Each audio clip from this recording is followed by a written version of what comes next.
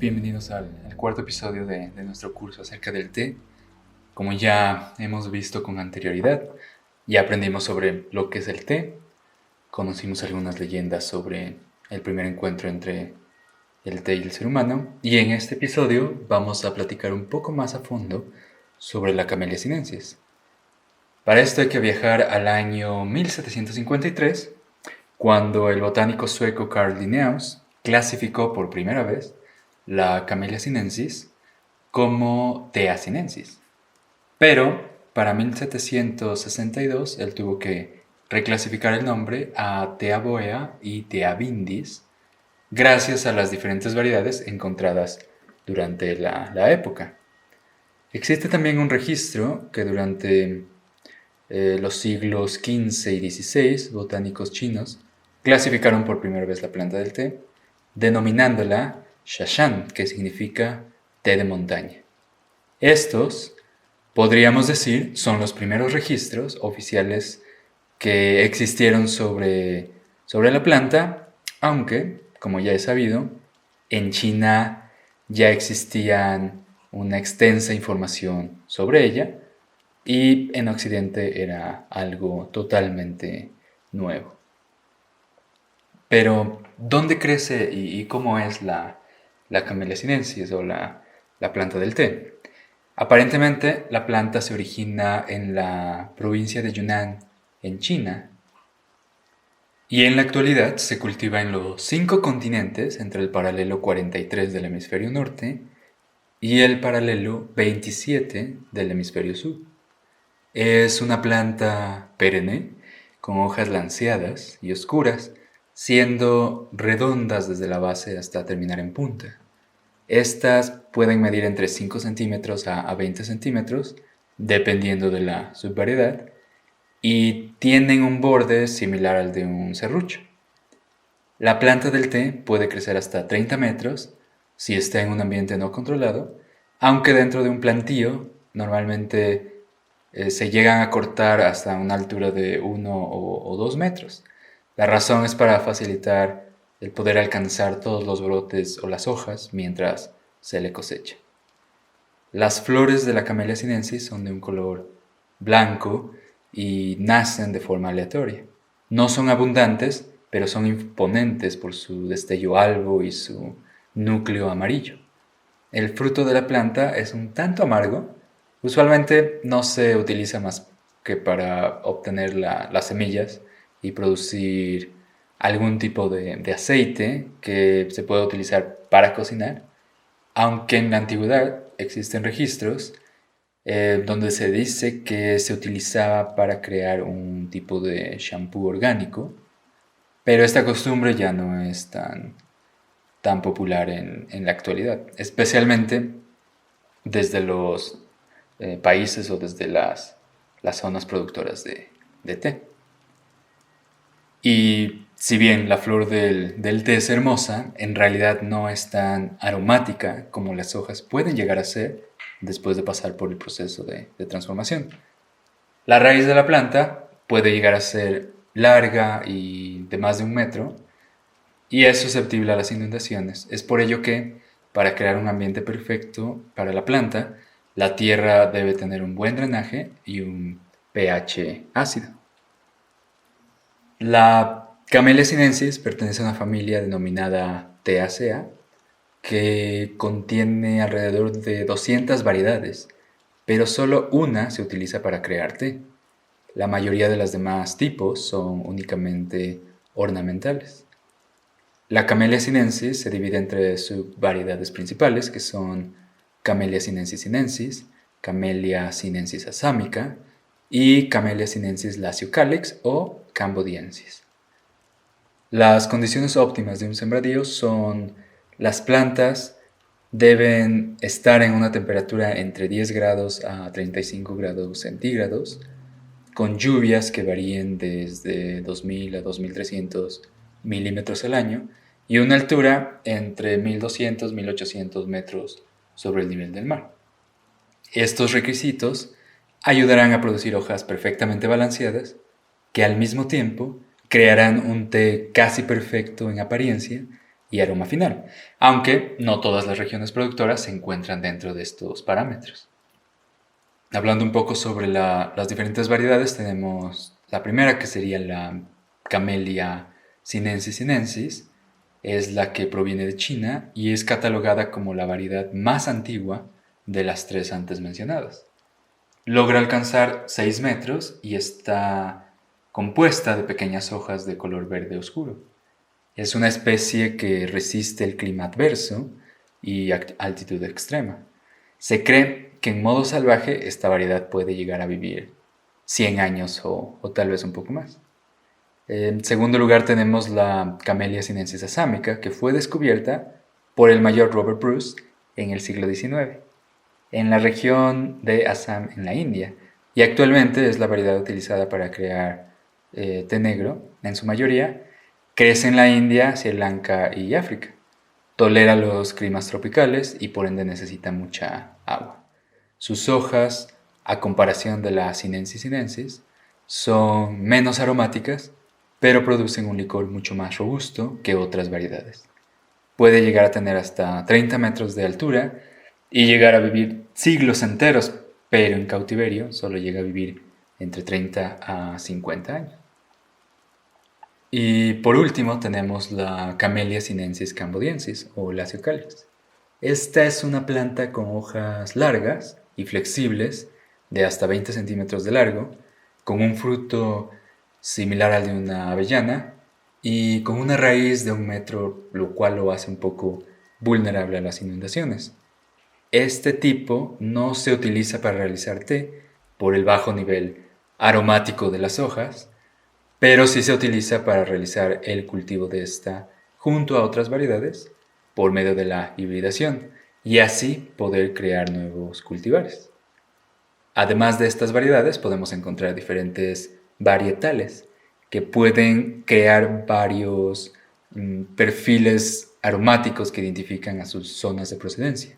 La cosecha, producción y la transformación de las hojas inician gracias al arte de la domesticación de las hojas, al proceso y empeño de los investigadores y a la flexibilidad de la planta que, si no fuera tan generosa, toda esta industria no existiría. Pero en sí, ¿qué es un cultivar? La palabra cultivar significa variedad cultivada. Y esto es lo que define la especie de la planta que se va a crear artificialmente a partir del proceso de hibridación o mutación de 2 o más subvariedades. La razón de esto es para establecer plantas que lleven características específicas que son requeridas para introducir varios tipos de té al público.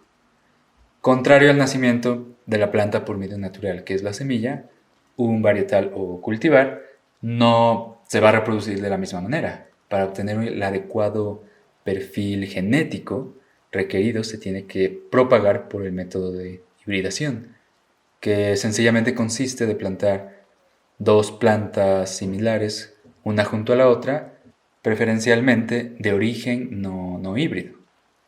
La creación de un cultivar ayuda a crear una especie que sea más resistente a plagas, a cambios climáticos y un desarrollo aromático único. Y cada agricultor va a crear un cultivar que vaya de acuerdo a sus necesidades, lo que resulta en la invención de singulares estilos de producción, sabores y aromas únicos. Concebir diferentes cultivares en cada región crea también cierta independencia, evitando la comparación de distintas producciones similares, y creatividad en la idealización de nuevas variedades de té. A diferencia del cultivar, tenemos el terroir, que determina a la planta por cómo ésta es afectada por su ecosistema, es decir, cómo el clima, la tierra, el agua, el sol y la ubicación geográfica define el rasgo único y el desarrollo final de la planta, lo que resulta en una transformación de sabores diferentes con el paso del tiempo, haciendo que cada año se produzca el mismo té, pero con un perfil aromático diferente. El terroir ayuda a distinguir el lugar de origen de cada té. Por su gran tradición tenemos a Japón, la India o China, que son los países que marcan un punto primordial en el mercado. siendo los más grandes productores hasta el momento, lo que resulta que cada té de otras regiones se ha comparado a estos dos países. El suelo es un factor elemental y muy importante que el agricultor debe considerar. Para que la planta del té no perezca, el terreno debe tener un pH entre 4.5 o 5.5, lo que ayuda a que la planta pueda absorber todos los nutrientes necesarios que requiere para su maduración y crecimiento. Además, la tierra debe estar suelta para que la raíz se pueda extender libremente y evitar que sufra cuando haya exceso de agua en la zona. Y aunque la planta requiere de mucha agua, su raíz es tendiente a pudrirse cuando se estanca, lo que resulta en una muerte prematura que puede causar un gran daño económico y equivaler a una gran pérdida de tiempo. Las condiciones ideales para que la planta crezca son tener un clima tropical, con mucha lluvia y una temperatura entre los 10 y 35 grados centígrados. No obstante, gracias a la creación de diferentes cultivares, la planta se ha vuelto resistente a vivir en climas fríos o extremos. Gracias a esto, podemos encontrar regiones como Nepal o Kenia que producen té sin tener que preocuparse por el rendimiento de la planta. Asimismo, además de estos requisitos, la altura forma parte significativa en el crecimiento de la planta. Existe una regla que dice que a mayor altura, mejor perfil aromático tendrá la planta, aunque se desarrollará lentamente. Opuestamente, tenemos a menor altura, menor perfil aromático, pero un desarrollo más rápido. Y como el terroir afecta el crecimiento de la Camellia sinensis, nosotros como seres humanos no somos tan diferentes que una planta de té. Los elementos externos que tenemos a nuestro alrededor en este preciso momento, mientras te encuentras escuchando este episodio, son los factores determinantes para el desarrollo de nuestra esencia. Si vives en un ambiente negativo y te preguntas ¿por qué estás mal? Entonces ahí es donde debes empezar a crear cambios para que logres alcanzar tu potencial supremo y dejar el sufrimiento atrás.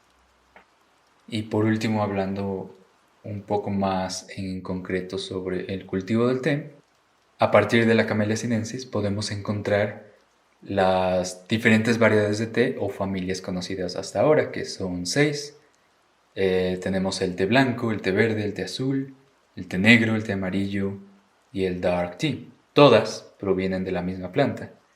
La diferencia recae en el tipo de proceso al que se someten las hojas de la Camellia sinensis, dando como resultado diferentes variedades.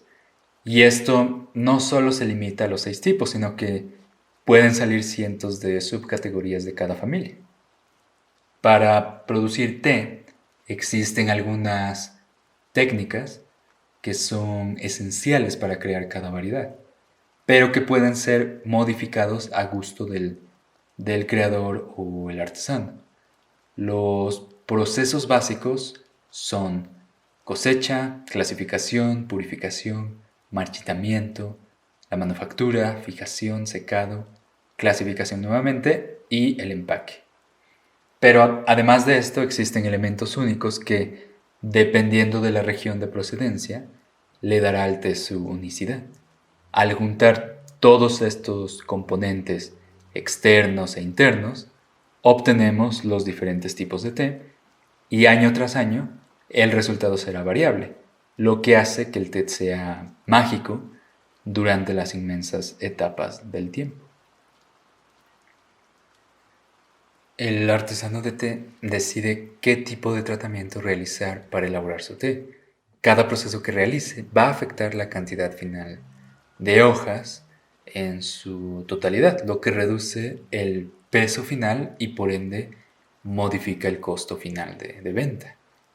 También podremos apreciar que, dependiendo del tipo de elaboración, el nivel de cafeína de las hojas puede ser afectada. Por ejemplo, al utilizar hojas jóvenes y brotes, podemos encontrar altos niveles de cafeína y antioxidantes en estos tés. Cada té tiene su aspecto único y original, lo que abre la puerta a la creatividad del agricultor, ya que solo él o ella pueden decidir qué etapas remover o aumentar durante el proceso. Y dependiendo de la zona, país o tradición, estos procesos pueden incluir pasos secretos que solo ellos saben. Cada agricultor va a ser dueño de un estate o jardín. El tamaño va a variar entre empresas productoras y jardines independientes. Un jardín grande puede llegar a albergar hasta 20.000 árboles de té. Actualmente, el procedimiento de obtención de té es plantarla y domesticar la planta en un ambiente controlado. Pero en la antigüedad, alrededor del siglo IV, este no era el caso. En aquella época, el trabajo era mucho más difícil, ya que para poder cosechar las hojas se tenían que escalar los árboles y buscar en zonas peligrosas estas hojas tan preciadas. Pero gracias a la modernización, esta técnica ha llegado a ser mucho más fácil y con la automatización se ha logrado reducir costos. Esto no quiere decir que sea un proceso sencillo, pero a comparación de algún tiempo atrás, lo es. Y como vimos anteriormente, la creación de un varietal para una zona específica puede llegar a ser complicado, pero una vez encontrada la fórmula, se realiza la siembra y se tiene que esperar hasta 5 años para poder realizar la primera cosecha. Es por esta razón que la muerte de la planta resulta en una gran pérdida de valioso tiempo para el agricultor. Y como todo en la vida, el árbol del té necesita un tiempo de aclimatación en su nuevo hogar. Necesita ponerse fuerte y establecer su raíz lo más profundo que le sea posible para poder tener una larga y sana vida. Todos los arbustos dentro de un jardín de té se mantienen, como dijimos, entre 1 a 2 metros para facilitar la cosecha. Durante este proceso de crecimiento se le realizan podas extremas al árbol para promover el desarrollo de la planta y crear la forma de arbusto de té. Usualmente, una planta domesticada llega a vivir hasta 50 años, pero libre puede llegar a vivir cientos de años. Y con la introducción de las máquinas en el proceso de cosecha y en los plantíos, se empezó a utilizar podadoras especiales para cosechar, lo cual ayuda a realizar el proceso con mayor rapidez y al mismo tiempo sacrificando calidad.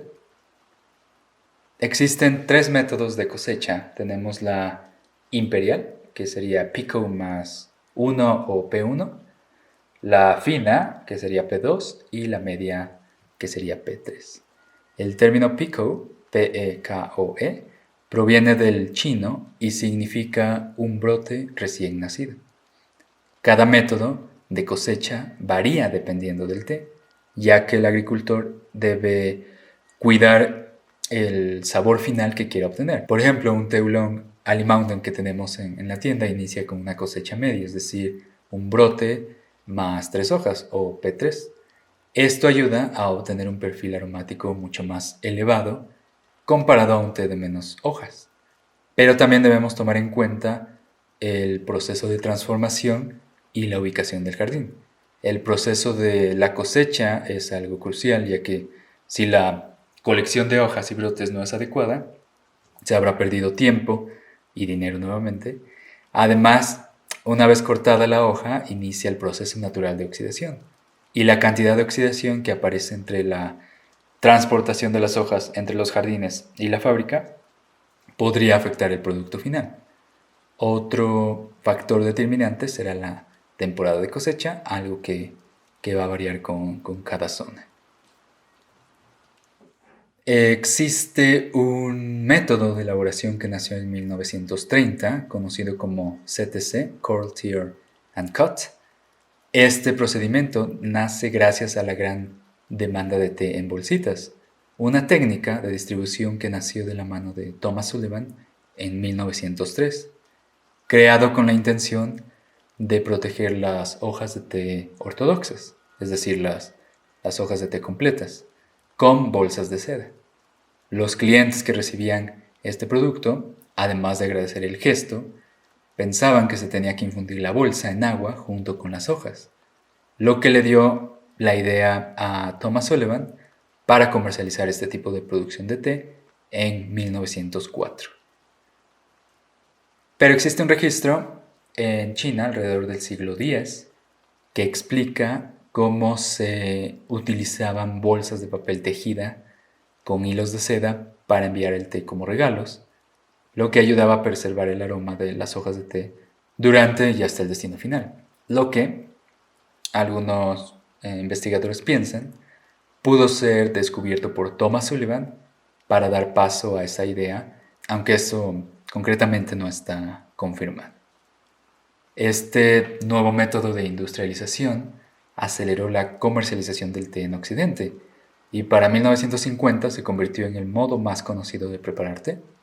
Todo gracias a la facilidad y comodidad, además de presentar cierto estilo e independencia en el momento de la preparación. Por otro lado, la producción de bolsitas era mucho más económica y fácil, ya que no era necesario cosechar las hojas a mano, se podían utilizar máquinas o tijeras y no era imprescindible darle una forma específica a la hoja, ya que durante el proceso se realizaba una pulverización y por ende el resultado final eran hojas trituradas dentro de una bolsa de papel. Desde una perspectiva personal y actual, las bolsas de té son muy convenientes, especialmente si viajamos y queremos disfrutar de nuestro té, pero su calidad suele ser inferior a la de un té ortodoxo. La bolsa ha evolucionado a partir de aquella época hasta ahora, donde podemos encontrar bolsas piramidales, cilíndricas, con paredes extensas y con hojas ortodoxas completas de té dentro de ellas, lo que evita la destrucción de la hoja y nos lleva a disfrutar el sabor completo del té y no sacrificar tanto la calidad. Pero en mi opinión, el té debe ser libre de bailar por todo el interior de la tetera a su antojo y su energía no debe ser obstaculizada. La preparación de una taza de té no debe ser un peso, debe ser un sentimiento liberador y de paz. La conveniencia de una bolsa es buena si no hay otra opción, pero si es la vagancia lo que nos hace beber té desde una bolsa, entonces debemos meditar por qué lo hacemos. El proceso de cultivo y cosecha es extremadamente difícil, es un arduo trabajo bajo el sol y de inmensas horas que invita a invertir un extenso esfuerzo y energía en la creación del té que tenemos en nuestra taza. Lastimosamente, muchas veces es un trabajo mal pagado y lleno de injusticias, pero muchas otras con historias de superación y notas positivas de triunfo. En este paso, donde el camino del té hacia nosotros empieza a tomar forma, la transformación de las hojas exige que cada té duerma en un sueño profundo hasta que pueda despertar y conocernos y por fin poder contar sus historias. No queda más que agradecer a todas esas personas que dedican su vida a la evolución de ese pedazo de naturaleza, porque sin ellas nosotros no estaríamos aquí. Y con esto llegamos al final de este episodio. Espero que lo hayan disfrutado. No se olviden de compartirlo y si tienen alguna pregunta nos pueden dejar sus comentarios. Si quieren conocer más al respecto de nuestro proyecto, los invito a entrar a nuestra página o contactarnos directamente. Muchas gracias por escuchar y los espero en el próximo episodio. Feliz té.